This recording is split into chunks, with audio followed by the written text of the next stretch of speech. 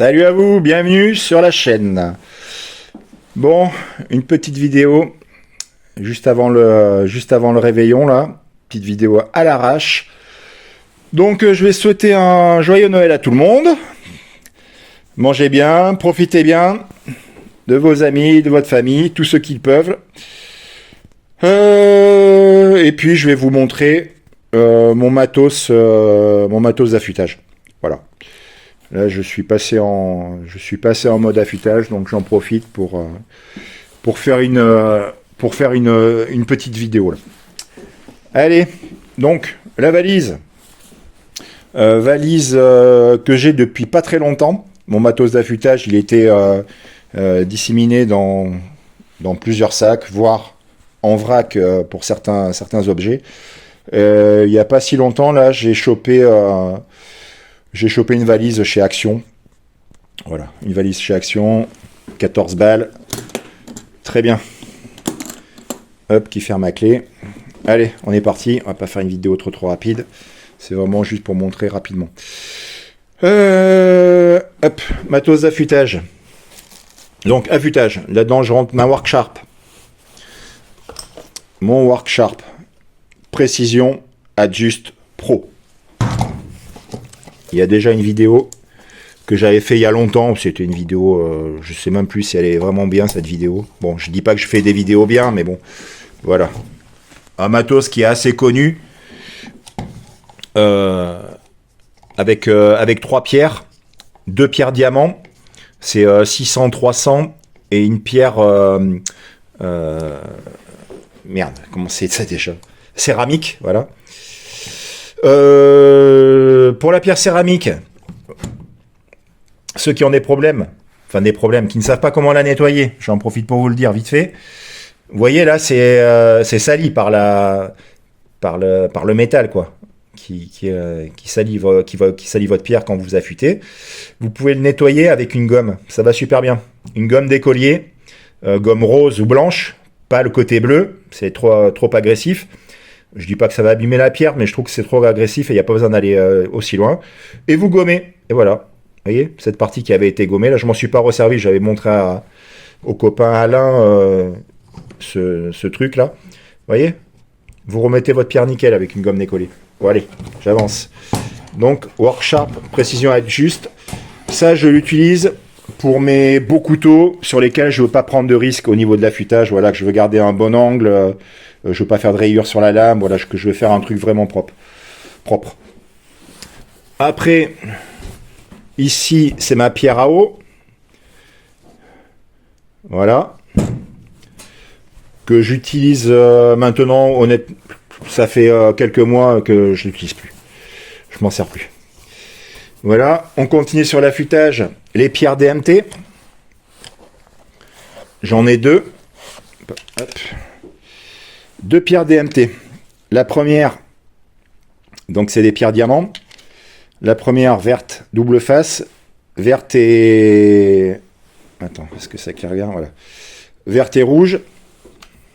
Grammage fin et très fin. Et après des grains, je veux dire, un peu plus grossiers. Je saurais plus vous dire le grain exact, je l'ai plus en tête.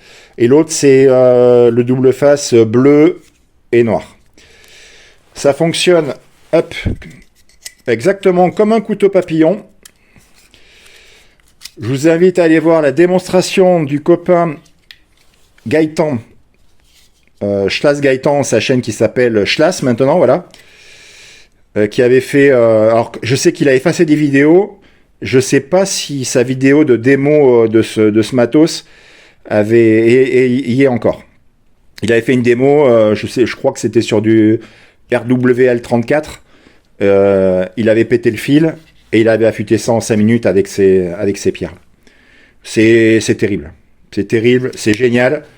Prise en main ici, ça paraît un peu cheap ce système plastique et tout, mais honnêtement c'est costaud. Et voilà, c'est le truc que j'utilise le plus maintenant pour affûter les couteaux de cuisine, les couteaux de poche, tout. Voilà. L'avantage qu'on a par rapport à toutes ces pierres, là, CC4, DC4 et compagnie, là, pour moi, c'est trop petit, ces trucs. C'est des trucs que tu tiens en bout de doigt comme ça, c'est pas pratique. Ça va pour affûter un Victorinox 91, mais voilà. Là, on a une bonne longueur de pierre et on peut vraiment travailler sur tout le fil de la lame, même si la lame est longue, en un seul passage. Voilà. Allez, je continue. Voilà, ça c'est pour l'affûtage. Hop. On va faire dans l'ordre. En continuant. Derrière. Bon, il faut que je me filme un peu dans là. Derrière là. De la laine de fer. Triple 0. Voilà, ça c'est pour le nettoyage. Un strobe. Strobe double face. J'en ai un autre, voilà. Et un autre strobe. Les cuirs, quoi. Passage, pour le passage au cuir, pour l'entretien courant journalier. Enfin régulier, je veux dire, parce que je le fais pas en journalier. Désolé, je filme vraiment comme ça, à l'arrache. J'essaie de viser en même temps. Voilà, passage au cuir. Ensuite, pour le démontage des couteaux qui se démontent, j'ai ces tournevis là. Hop. Voilà. Très bon tournevis avec des embouts. Voilà, j'ai un peu tout. Très très bien.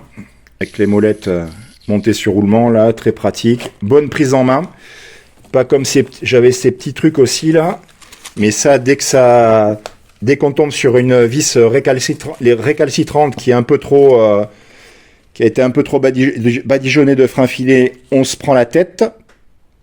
Donc il n'y a pas assez de prise en main sur celui-ci. Ça c'est un truc, voilà, c'est AliExpress ou qu'on trouve aussi sur Amazon. Il y a plein d'embouts, ça dépanne, mais c'est pas du grand matos.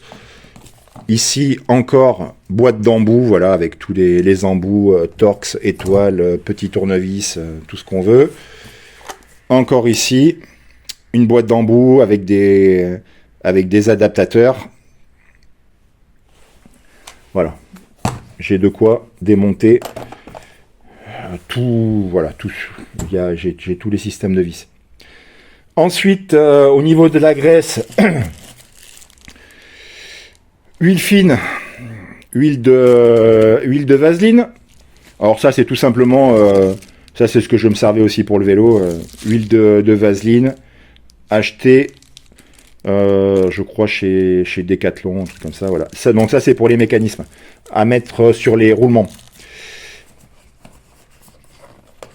Ensuite, le balistol. Balistol en fiole, en bouteille, ça dure une éternité, ça fait des années que je l'ai, voilà, ça dure très très longtemps. Donc ça c'est pour l'entretien des lames, pour ne pas que ça rouille quand ça passe en stockage. Entretien des lames, on peut en passer sur les manches, sur tout ce qu'on veut. Éviter sur le cuir, enfin c'est pas éviter, ne pas en mettre sur le cuir parce que c'est un truc qui est vraiment gras, donc ça va vous tacher vos étuis en cuir. Je passe ça avec au coton-tige carrément. Ensuite pour le nettoyage, quand on a une lame qui est vraiment trop patinée, qu'on veut lui redonner un coup de jeune, pierre d'argent. Voilà. Donc pour ceux qui connaissent pas, je vais essayer. Est-ce que je vais réussir d'une main à l'ouvrir? Attends, je pose le téléphone. Là. La vidéo de petit gogol à l'arrache. Je vais le dévisser. Voilà comment ça se présente. Hop. Une éponge. On humidifie l'éponge. On passe sur cette sorte de pâte là qui est compacte. C'est dur quoi. C'est pas que ça s'appelle pierre d'argent, mais c'est pas un bloc de pierre, hein, c'est un mélange de calcaire, de je sais plus quoi. On humidifie l'éponge, on passe et puis on enlève toutes les toute la patine sur les lames.